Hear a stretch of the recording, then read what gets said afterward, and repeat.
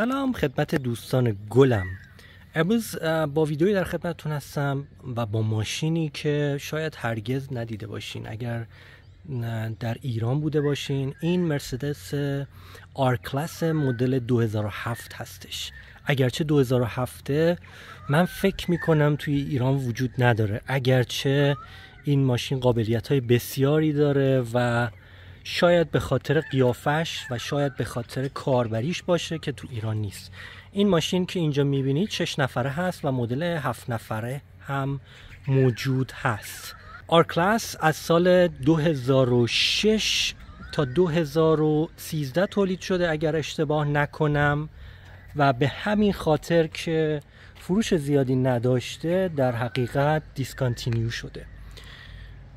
این مدل که شما میبینید مدل لانگ ویل بیسش هست که 5 متر و 20 سانت طول این ماشین هستش.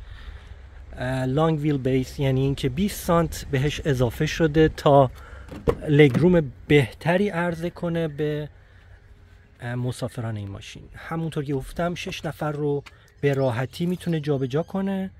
داخل این ماشین رو میبینید، چرم بسیار با کیفیت که بعد از حدود 20 سال هنوز مشکلی براش ایجاد نشده. سنتر کنسول عقب بسیار زیبا و همچنین تودوزی و نمای داخلی این ماشین که واقعا زیبا هستش.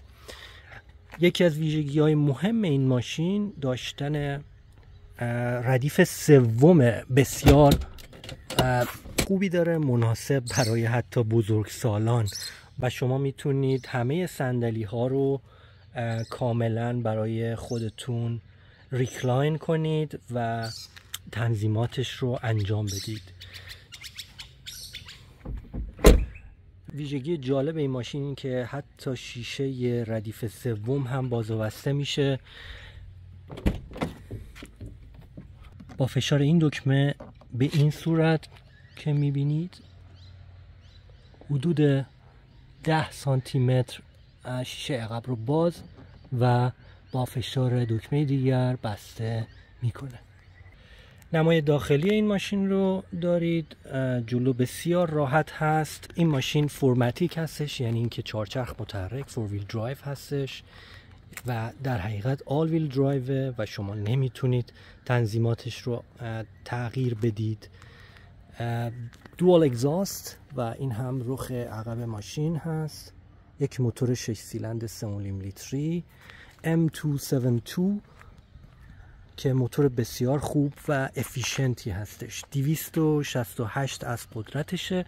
برای این نوع موتور با موتور 8 سیلندر 5.5 لیتری هم عرضه شده و همینطور موتور 8 سیلندر 6.2 لیتری که R63 هست و به تعداد فقط 500 عدد تولید شده. خب رخ زیبای جلوی این ماشین رو میبینید. این ماشین پر از آپشن و ویژگی هستش اگرچه برای سال 2007 هستش. صندلی‌های بسیار راحتی داره و جای پای بسیار وسیعی که شما میتونید به راحتی از اون استفاده کنید و هر چقدر که میخواین پاهاتون رو دراز کنید. برای این ماشین حتی DVD پلیر هم تعبیه شده و کنسول عقب بسیار بزرگ و راحت.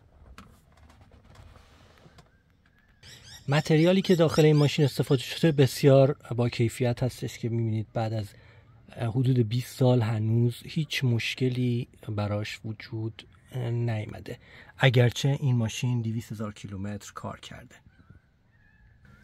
سیستم تعلیق عقب این ماشین از نوع ایربگ هستش، یعنی میتونه خودش تغییر ارتفاع بده و تعداد سرنشینان که بیشتر بشه عقب ماشین رو بالا میبره تا باعث بشه که این ماشین در حقیقت سیستم تعلیقش افت نکنه و در اتوبان به همون ترتیب عقب ماشین رو پایین میاره که استابیلیتی بیشتری ایجاد کنه.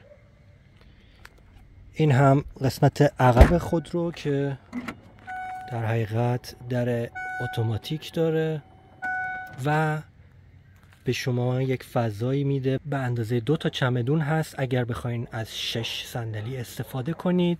اگر نه که صندلی ها رو بخوابونید فضای بسیار بسیار بیشتری به شما میده.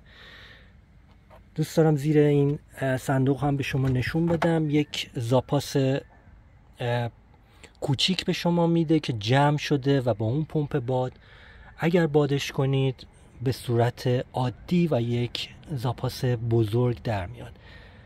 در حقیقت این زاپاس از نوع اسپیس سیور هستش.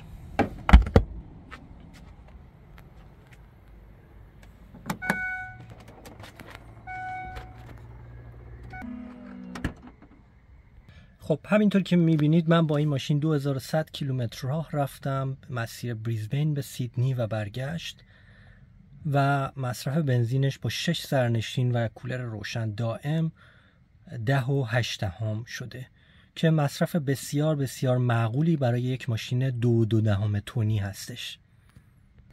خب امیدوارم که از این ویدیو لذت برده باشین، اگرچه کوتاه بوده.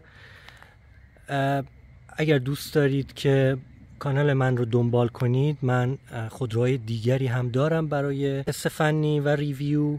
با من همراه باشین. محمد هستم. تا دیداری دیگر، بدرود.